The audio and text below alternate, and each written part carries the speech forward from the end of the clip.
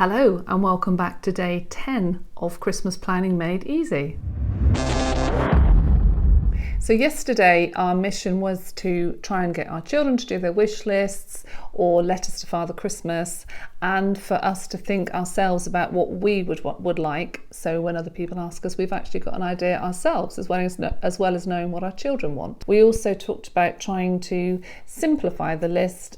As you will probably know, I'm trying to simplify Christmas a little bit this year, so I'm trying not to be swamped by having to buy loads and loads of presents. I'm trying to sort of minimise that a little bit. So we talked about ways to do that. So if you are interested in finding out some ideas on how to simplify the present list, then check out the video I did yesterday.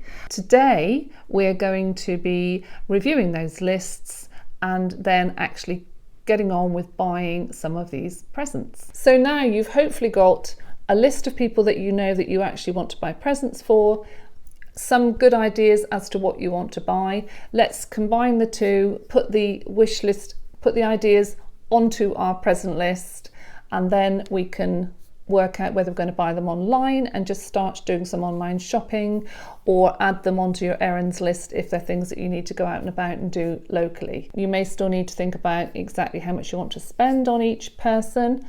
And I have to say, in the past, this has been one of the most stressful parts of Christmas for me, trying to buy lots of presents for extended family and friends' children, etc. And it got crazy at one point. I have been reining it in for a few years. And now this year that I've actually taken some of the tips that we talked about in the last video, which I'll link to here, I now feel like I'm quite looking forward to buying the few presents I still need to do. So hopefully you're with me on this one, and we can just get on and clear the presents and start enjoying all the other things about Christmas. So good luck with the present buying, and I hope you get on well with it and it doesn't stress you out too much. I look forward to seeing you in the next video. Bye.